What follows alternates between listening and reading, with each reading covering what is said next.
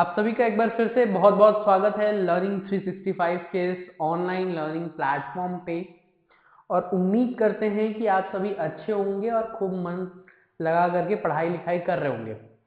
लेकिन उससे पहले मैं कुछ बातें आपसे शेयर करना चाहता हूँ और पूछना चाहता हूँ कि अभी तक कहाँ पहुँचे हैं, कहाँ तक पढ़ाई लिखाई कर चुके हैं या कर रहे हैं। पढ़ तो रहे ही हैं, लंबे टाइम से तैयारी कर ही रहे हैं, एग्ज़ाम दे ही रहे हैं, कभी 10th का, कभी 12th का, कभी एंट्रेंस का। ठीक है, तो अभी हम लोग आज इस सेशन को इसलिए लेकर के आप लोगों के पास आए हैं, उसके पीछे रीज़न है। अब क्या रीज़न है उसको आज देखते हैं। हम लोग आज किस टॉपिक पे बात करने वाले हैं, वो आज का जो हमारा टॉपिक है वो है entrance exam.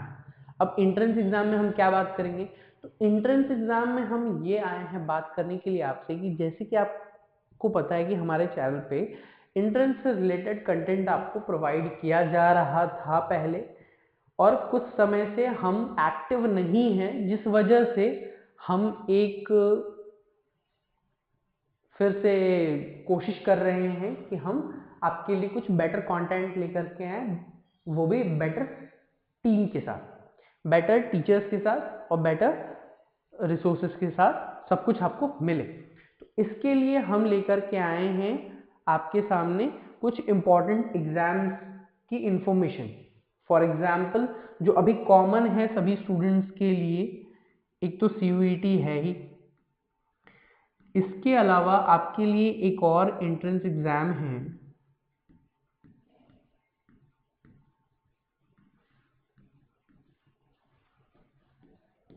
NCHM CT JEE। Sir ये क्या है?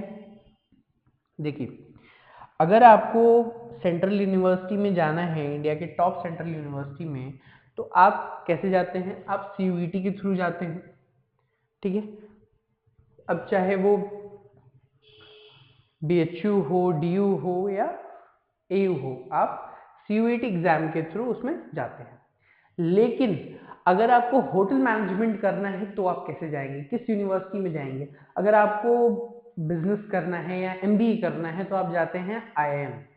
वैसे ही आपको अगर जाना है होटल मैनेजमेंट के लिए तो आपको जाना होगा IHM जाना होगा पढ़ने के लिए, और उस जगह पहुंचने के लिए आपको एक एग्जाम देना पड़ता है जिसका नाम है NCHM CT JEE। ठीक है, और यहां से आप पहुंचेंगे इंडिया के टॉप प्राइवेट और सेंट्रल IHMs में। ठीक है, ये बात आप ध्यान रख लेंगे।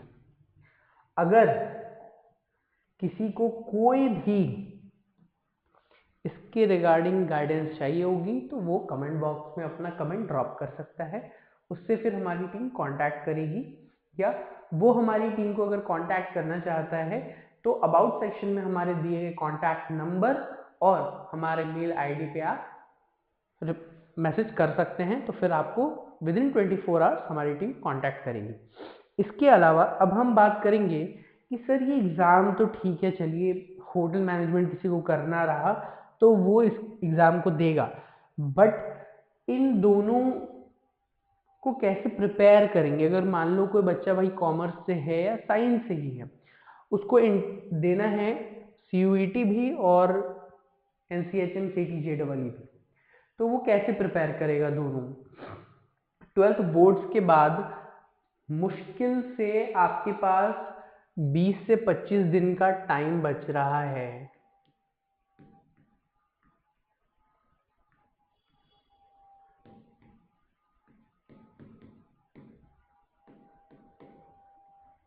NCHM CT के लिए और CUET के लिए आपके पास मुश्किल से 30 से 45 दिन। तो कैसे करेंगे आप तैयारी?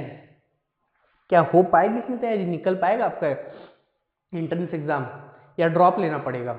ड्रॉप लेने का बहुत स्टूडेंट्स के मन में नहीं होगा, और बहुत गार्जियंस ड्रॉप के लिए अलाउ भी नहीं करते हैं, कहीं प्राइवेट में एडमिशन ले लेंगे या कहीं और, तो उससे बेटर है कि हम कहीं ढंग के कॉलेज में जाकर के एडमिशन लें।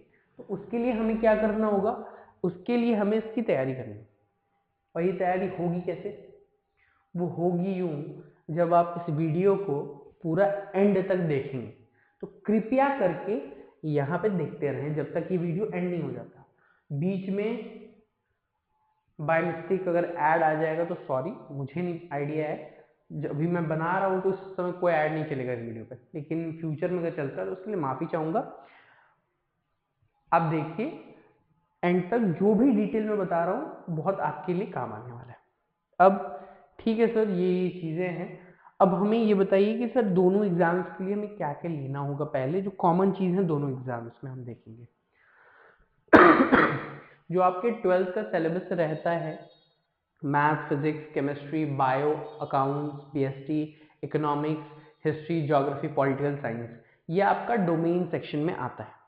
इसके अलावा जो आपका कॉमन आता है वो आता है इंग्लिश लैंग्वेज, आपका आ जाएगा क्वांटिटेटिव एप्टीट्यूड, रीजनिंग, जीए, करंट अफेयर्स, ये चीज़ें आपकी कॉमन रहती हैं दोनों एग्जाम्स में।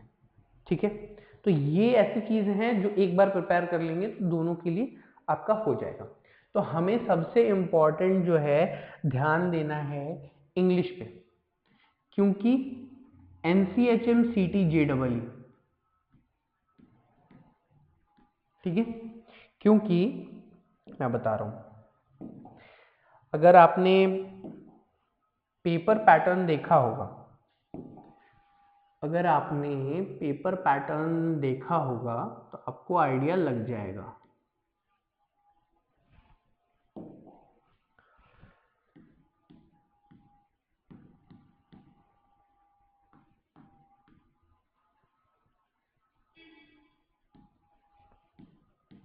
पेपर पैटर्न क्या कह रहा है, पेपर पैटर्न ये कह रहा है आपका कि क्वांट का जो सेक्शन है, क्वांट के सेक्शन में 30 क्वेश्चंस रहेंगे और हर एक क्वेश्चन जो है 4 मार्क्स का रहेगा। ठीक है, रीजनिंग का सेक्शन जो है वो 30 क्वेश्चन का रहेगा और वो भी 4 मार्क्स ईच। फिर आपका आता है जीए का सेक्शन, यानी कि जनरल अवेयरनेस, जिसमें करंट अफेयर्स, हिस्ट्री, ज्योग्राफी, ये सारी चीज़ें पूछी जाती हैं थोड़ी थोड़ी सी। तो ये 30 क्वेश्चन का रहता है और पर क्वेश्चन 4 नंबर। इसके अलावा जो एक इम्पॉर्टेंट सेक्शन आता है वो रहता है इंग्लिश का NCHM CT JEE में।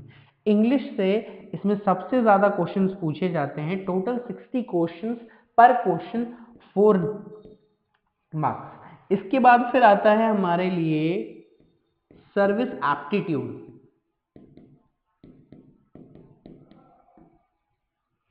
ठीक है, सर्विस एप्टीट्यूड से आपको 50 क्वेश्चंस पूछे जाते हैं, 4 मार्क्स ईच। ठीक है,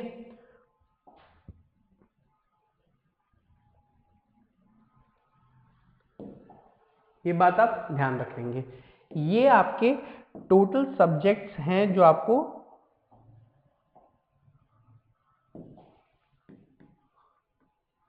करने हैं। टोटल कितने नंबर के हैं, टोटल जो है ये 800 मार्क्स का पेपर होता है आपका, जिसमें से सुन लीजिए आप लोग भी और आप भी, हंसिए मत बैठ करके वहां पे, तो बता रहा हूं देख लीजिए, आप ही के काम आने वाला है। ठीक है, आप लोग तो देखते ही रहिए, इनको समझा समझा के हम पागल हो गए हैं, कम से कम आप लोग इसका फायदा उठा लीजिए। ठीक, अगर आप जनरल कैटेगरी से हैं तो दिमाग में बैठा लीजिए कि 730 पार, ठीक है, 730 पार, नहीं तो हम बाहर, समझ गए। 730 नंबर प्लस आप अगर जनरल कैटेगरी से हैं तो आपको लाने की कोशिश करनी है, आए ना आए वो बात की बात है, आपका टारगेट हमेशा होना चाहिए 730 प्लस, अगर आप जनरल कैटेगरी से हैं तब। अगर आप बिलोंग करते हैं EWS, OBC, SC, ST किसी कैटेगरी से भी, तो आपका टारगेट होना चाहिए 690 प्लस मार्क्स।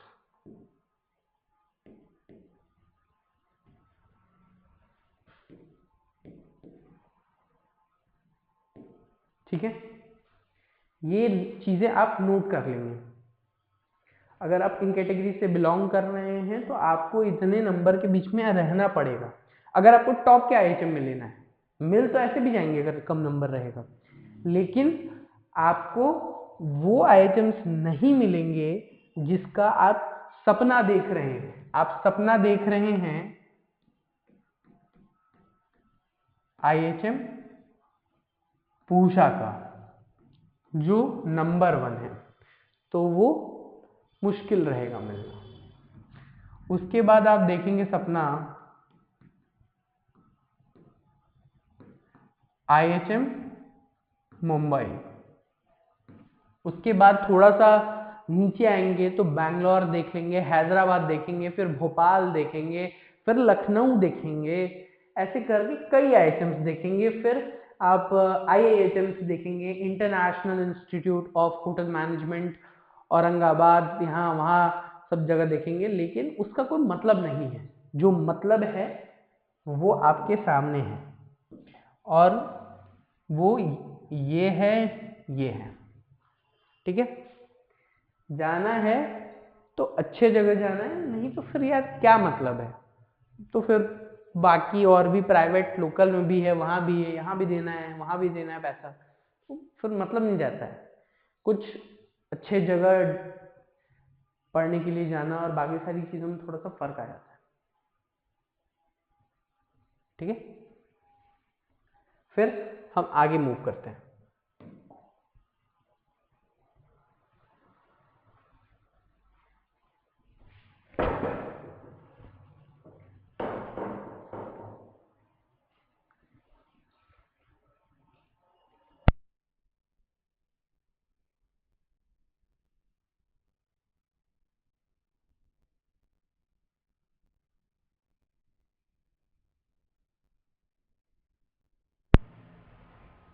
तो चलिए, इतनी चीजें आप लोगों को क्लियर हुई क्या? ये पूरा पेपर पैटर्न। अब पेपर पैटर्न के बाद हमें देखना है कि हम कौन कौन से सब्जेक्ट्स और कैसे प्रिपेयर करें। तो देखिए, प्रिपेयर करने का सबसे बेस्ट तरीका होता है एक स्ट्रैटेजी को फॉलो करना। अगर आपको आपकी कमजोरी पता है तो आप उसे अपनी ताकत बना सकते हैं, लेकिन वो तभी बनेगी जब आप उस पर काम करेंगे। अब वो काम आप कैसे करेंगे वो देखिए। उसके लिए आपको क्या करना है, सबसे पहले आपको मैक्सिमम स्टूडेंट्स की प्रॉब्लम होती है मैथ्स, यानी कि क्वांट। आप क्वांट का सेक्शन उठाओ। क्वांट के सेक्शन में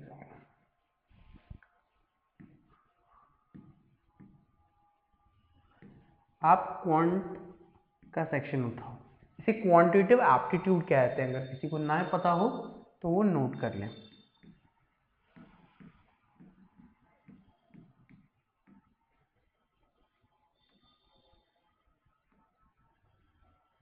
ठीक है, इसके बाद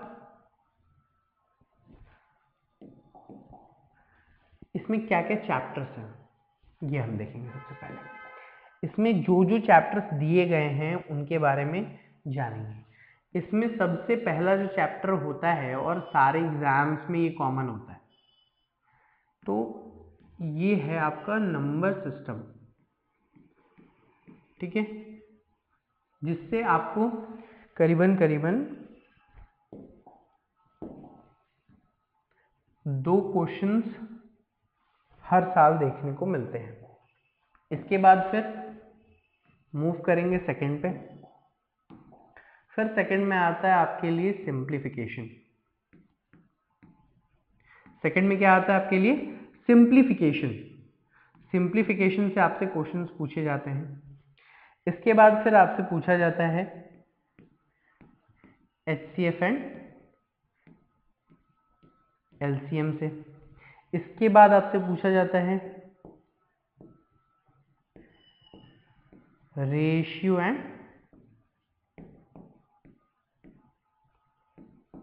प्रोपोर्शन से। ठीक है, रेशियो एंड प्रोपोर्शन से पूछा जाता है। इसके बाद आपसे पूछा जाएगा पार्टनरशिप से।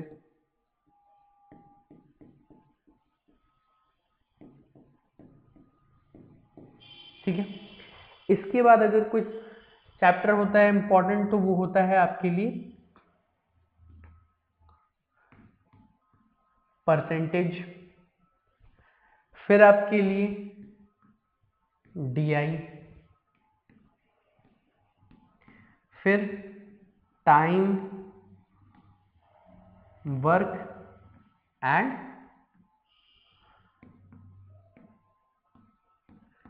डिस्टेंस, ये एक इंपॉर्टेंट चैप्टर होता है। इसके अलावा SI एंड CI, ये हो गए। इसके अलावा जो आपसे एक इंपॉर्टेंट चैप्टर और पूछा जा सकता है वो है परमुटेशन कॉम्बिनेशन।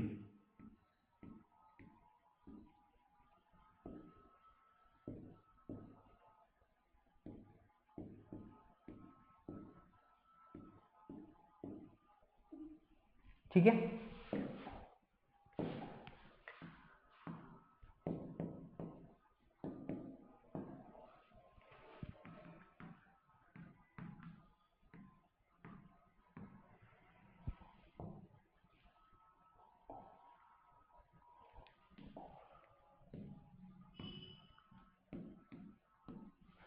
ये 10 ऐसे चैप्टर्स हैं जो बहुत ही इम्पॉर्टेंट होते हैं।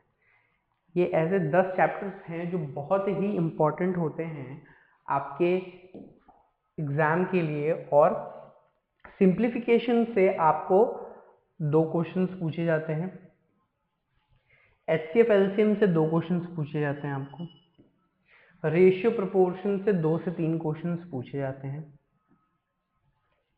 पार्टनरशिप से आपको 1 से 2 क्वेश्चंस पूछे जाते हैं। इसके बाद परसेंटेज से 2 क्वेश्चन, DI से 1 से 2 question, time work and distance से, टाइम वर्क एंड डिस्टेंस से आपको 2 से 3 क्वेश्चंस पूछे जाते हैं। इसके अलावा SI CI से 1 से 2 क्वेश्चंस पूछे जाएंगे, परमुटेशन कॉम्बिनेशन से 1 से 2 क्वेश्चंस पूछे जाएंगे।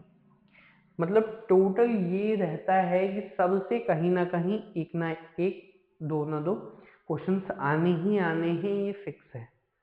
ठीक है, तो ये बात आप ध्यान देंगे। इसमें 1-2 चैप्टर्स जो शायद मेंशन मैंने नहीं किए हैं उसको भी आप एक बार देख लेंगे। उसमें जो चैप्टर्स हैं उसमें एक आ जाता है आपका प्रॉफिट एंड लॉस।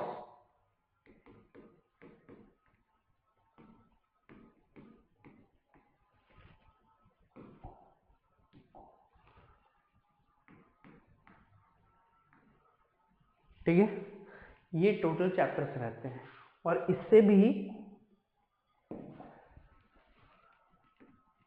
1 से 2 क्वेश्चंस आते ही आते हैं, ये फिक्स है। तो ये चीजें आप नोट कर लेंगे और इसको अच्छे से रखेंगे और तैयार करेंगे। ठीक है, अब इसके बाद फिर हम मूव करते हैं अपने अगले चैप्टर्स की तरफ, सब्जेक्ट्स की तरफ, सॉरी। अगला सब्जेक्ट जो है हमारा वो है क्या, तो बता सकते हैं? अगला सब्जेक्ट जो है हमारा वो है GA।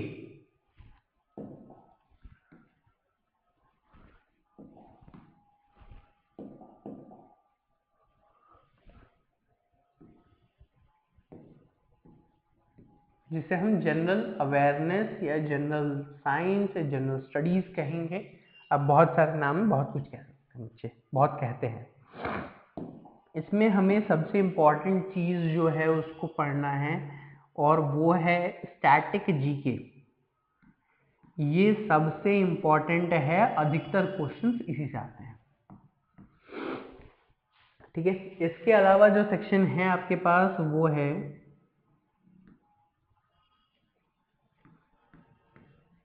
करंट अफेयर्स का, ठीक है।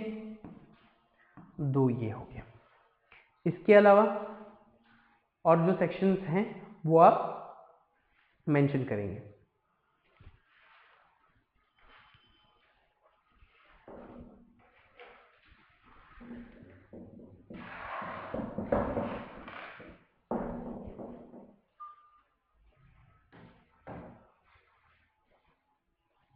ठीक है।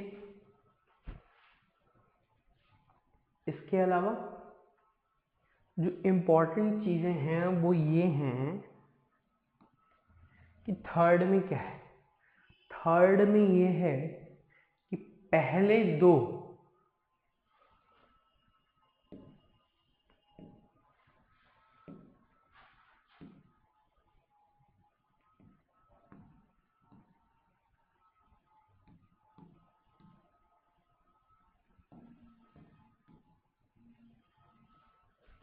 हो जाने चाहिए तो तीसरा हो जाए, ठीक है।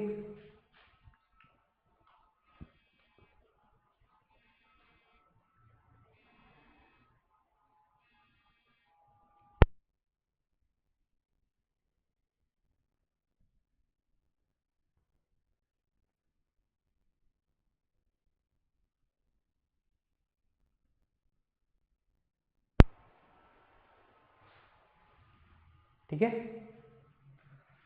क्लियर है। ये चीज आप ध्यान रखेंगे।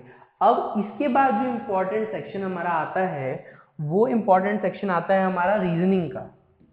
वो हमारा इंपॉर्टेंट सेक्शन जो है वो आता है हमारा रीजनिंग का। अगर हैंडराइटिंग की प्रॉब्लम होगी तो प्लीज उसको, मैं बोल भी रहा हूं, आप नोट कर सकते हैं।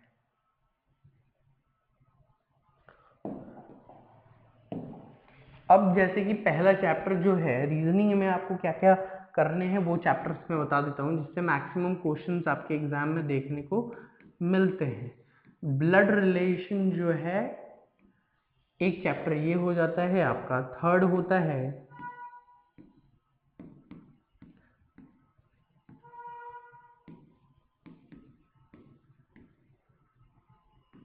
कोडिंग डिकोडिंग, और थर्ड जो है वो होता है आपका Venn diagram.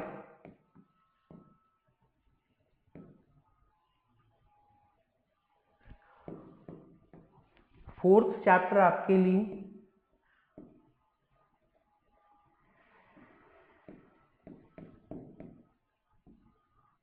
Water image,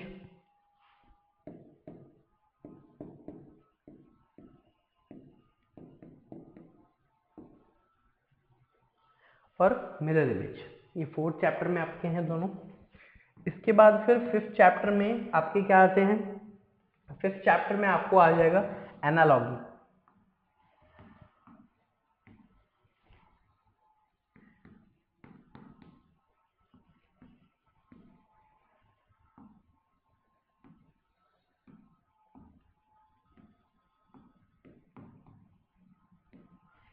dice, cube and cuboid, ये आपके सिक्स चैप्टर में आ जाएंगे। सेवेंथ में आप क्लॉक देख लो, और एट्थ में distance and direction.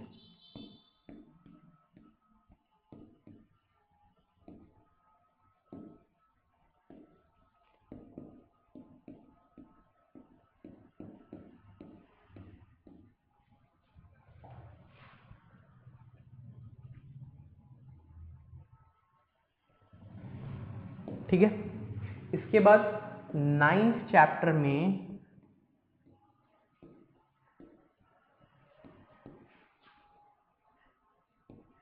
Paper cutting and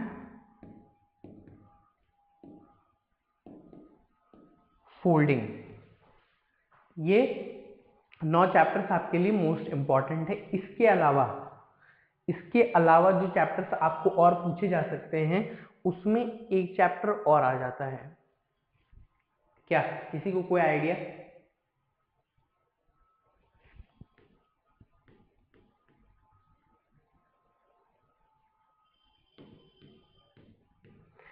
statement and conclusion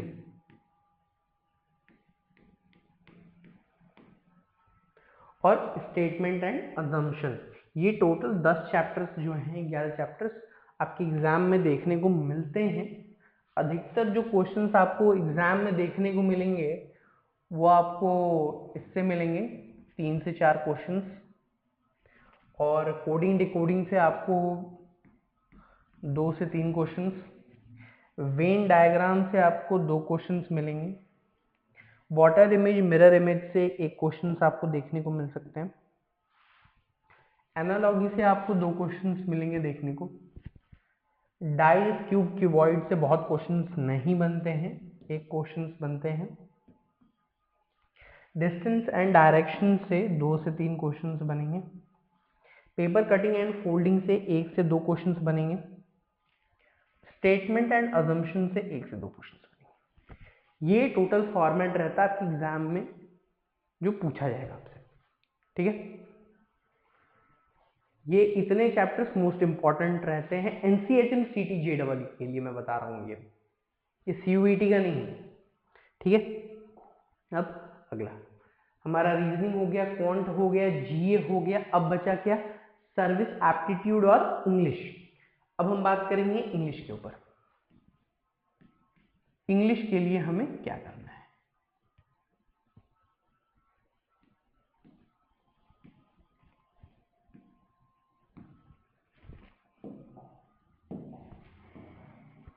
ठीक है।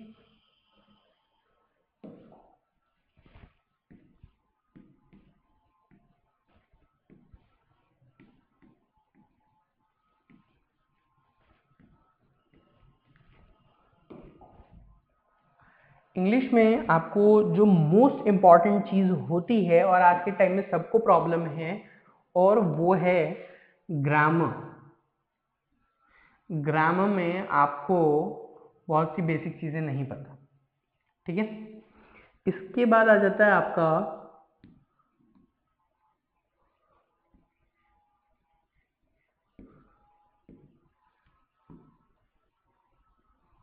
वोकैबुलरी।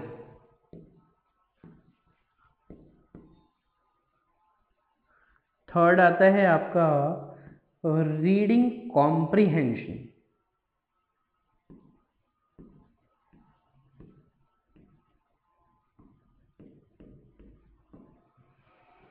ठीक है।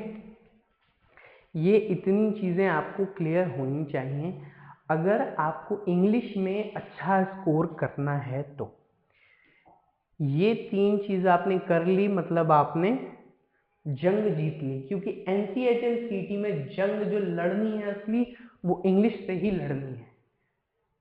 सबसे बच्चे लड़ लेते हैं लेकिन इससे नहीं लड़ पाते, क्योंकि ये तो यार बहुत इजी है, मीठा खिला के ही मारा जाता है, समझ रहे हो ना, मीठा खिला खिला के मारेंगे लोग, ऐसी है ये दुनिया। तो उनको आराम से लोग मारेंगे, धीरे धीरे करके जहर देंगे।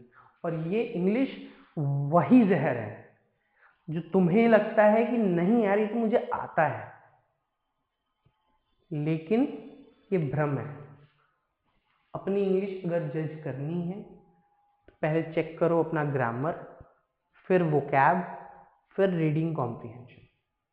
तुम्हें खुद आइडिया लग जाएगा कि तुम कहाँ हो, यहां हो या यहां हो, समझिए। अब मेरी बात ध्यान से सुनो। सर्विस एप्टीट्यूड में क्या करना है कि हम स्कोर करें, क्योंकि वो तो पूरा नया सेक्शन है हमारे लिए, है तो ये सारी चीजें भी, लेकिन ये इससे इवन बच्चे भी अवेयर रहते हैं, बट उससे तो बच्चे या बाकी लोग भी अवेयर नहीं है, बहुत सी चीजें हैं उसमें। तो उसके लिए हम क्या कर सकते हैं, उसके लिए हमें लगाना होगा मॉक, उसके लिए हमें लगाना होगा मॉक, ठीक है। सबसे पहली चीज मॉक लगाओ, और पीवाईक्यू के जहां से भी क्वेश्चंस मिले वो लगाओ, ये इंपॉर्टेंट है। अगर कहीं से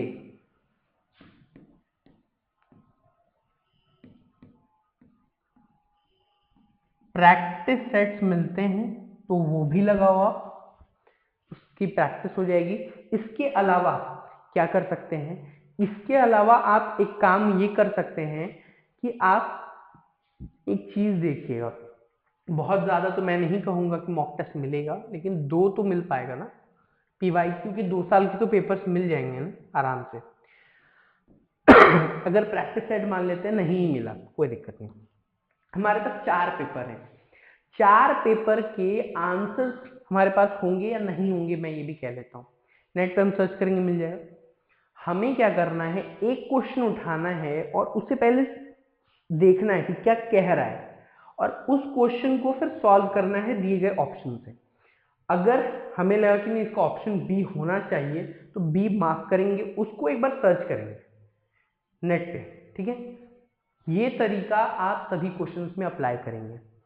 जब आप अप्लाई करेंगे तो एक पेपर जैसे ही आपका खत्म होगा, आपको ये क्लियर हो जाएगा कि सर्विस एप्टीट्यूड में हमको क्या पूछा जा रहा है। सर्विस एप्टीट्यूड में आपसे ये पूछता है कि अगर आपके सामने कोई गिरा पड़ा व्यक्ति है, उसका एक्सीडेंट हुआ है, तो क्या करेंगे आप? उसको देख करके हंसेंगे, उसको देख करके तरस खाएंगे, या इग्नोर करके चले जाएंगे, या आप उसकी हेल्प करेंगे बाकी लोगों के साथ मिल करके उसको हॉस्पिटल टाइम पे पहुंचाने में? तो इसका सही जवाब होगा आप हेल्प करेंगे उसकी, बाकी लोगों के साथ मिल करके उसको हॉस्पिटल पहुंचाने में। यही क्वेश्चंस पूछे जाते हैं, इसी टाइप के क्वेश्चंस, और ये क्वेश्चंस पीवाईक्यू पेपर में आपको देखने को एक मिल जाएगा, ये भी आप ध्यान रखिएगा, ठीक है। तो इतना बहुत कुछ इसमें रटने वाला नहीं है, और रटने की इसमें कोशिश भी नहीं करना है या याद करने की। ये आपके इसमें समझ होनी चाहिए कि हमें क्या करना है। ये अब लॉजिकल चीजें इसमें मिलेंगी आपको, जो कहीं भी आपको नहीं पढ़ाया गया होगा पहले से। तो थोड़ा सा जो है अच्छे से ध्यान दीजिएगा, इसमें आप अच्छा स्कोर कर सकते हैं। मैं बता रहा हूँ कि 50 क्वेश्चंस हैं, अगर आपको कॉन्फिडेंस है कि मैं ये क्वेश्चन कर रहा हूँ सही है, आप मान लो 50 में 50 क्वेश्चन में कॉन्फिडेंस नहीं है, 40 में होगा, 45 में होगा, आप कम से कम 40 तो करके आओ। अगर आपने यहां से 40 स्कोर कर लिए, 40 चौके 160 नंबर आपको यहां से मिल गए। और ऐसा तो है नहीं कि इसके बाद बाकी सेक्शंस खत्म है। मैं कहता हूं इंग्लिश में भी 50 क्वेश्चन किए आपने, 50 चौके 200। ये आपका सर्विस एप्टीट्यूड हो गया, ये आपका इंग्लिश हो गया, आपका क्वांट, जीए और रीजनिंग। मैं कहता हूँ क्वांट में आपने बहुत नहीं किया, 25 ही क्वेश्चन किया, 25 इंटू 4 100। जीए में भी आपने 25 ही किया, कितना होगा 100। आपने रीजनिंग में मान लो कि 30 में 30 किया, 30, क्योंकि बच्चों का वो नॉर्मली सही ही होता है और सभी को आता है, उसमें ऐसा कुछ है नहीं। तो मान लो कि आपने वो भी किया, तो 30 इंटू 4 120। टोटल कितने आ गए आपके? 200, 300, 400, 560, फिर 680 नंबर आपके यहां पे आ गए। अगर मॉक दिया और इतने नंबर आ गए आपके, तो समझ जाइएगा कि मॉक से हमको और थोड़ा ज्यादा लाने की कोशिश करना है, ठीक है। 680 आ रहा है, मतलब कि थोड़ा सा नीचे जाएगा, आपको थोड़ा सा नीचे स्कोर रहेगा, मान के चलना है कि ये 650 तक जाएगा, या 620 से लेके 650 के बीच में आप रहेंगे, ठीक है। ये चीजों का आप ध्यान रखेंगे स्पेशली, क्योंकि आप अगर कम लेकर के चलेंगे ना, ज्यादा हो सकता है स्कोर कर ले, लेकिन आप सोचेंगे कि मेरा 700 आ रहा है यार, अब क्या टेंशन है हमको, अब क्या टेंशन है हमको, हमारा तो हो ही जाएगा। तो ज्यादा नहीं सोचना है, हमें मान के चलना है कि हमारा कम आ रहा है, कम आ रहा है, कम आ रहा है, ज्यादा आ जाएगा अचानक से, तो फिर हमें ये यकीन हो जाएगा कि नहीं यार कुछ नहीं, कोई दिक्कत नहीं है, हमारा सिलेक्शन कहीं रखा नहीं है, हो जाएगा।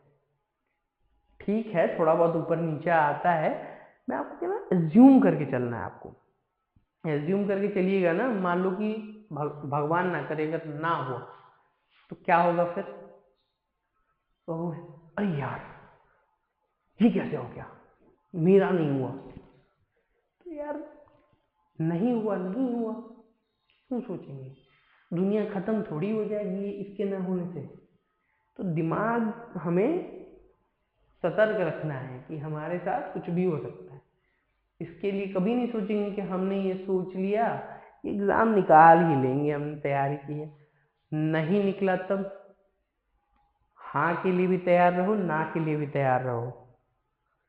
अगर सामने वाले से हाँ की उम्मीद कर रहे हो तो ना की भी उम्मीद करो, और अगर सामने वाले से हाँ ना की उम्मीद कर रहे हो तो खुद से भी वो रखो कि जब उधर से पूछा जाएगा तो हाँ कहना है या ना कहना है, क्योंकि दोनों तरफ से हाँ ना होनी चाहिए, एक तरफ से होगा तो दिक्कत हो जाती है। ठीक है, ये चीज़ का ध्यान रखिएगा आप लोग।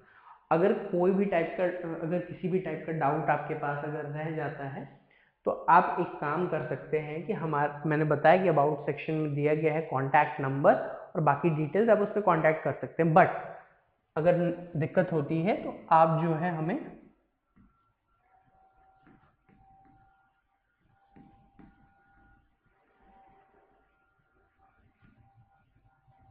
कांटेक्ट कर सकते हैं।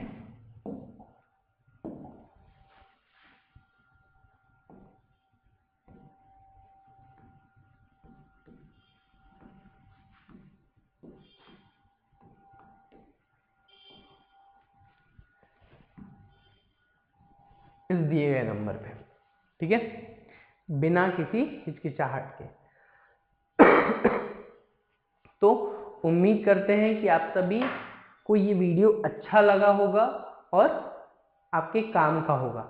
लेकिन इस वीडियो को कंप्लीट करने से पहले एक और इन्फॉर्मेशन जो अभी आप तक नहीं पहुंची है या पहुंची होगी तो बहुत लोगों ने ध्यान नहीं दिया है, वो इन्फॉर्मेशन ये है कि आप लोगों का जो NCHM CT का फॉर्म था,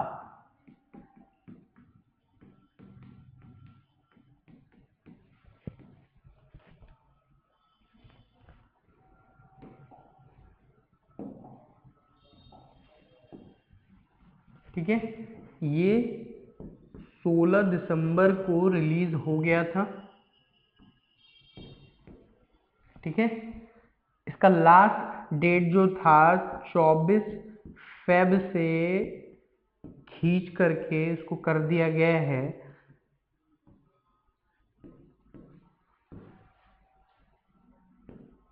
3 मार्च 2025 तक के लिए। इसके अलावा जो करेक्शन विंडो है वो 4 मार्च से लेकर के 6 मार्च तक ओपन होगा।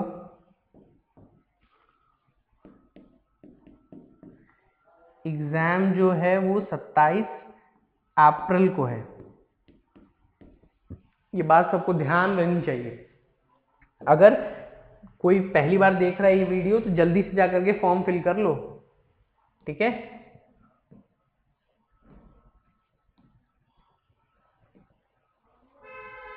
ठीक है, फिर मिलते हैं अगली वीडियो में। तब तक के लिए हंसते रहिए, पढ़ते रहिए और खूब बदमाशी करते रहिए।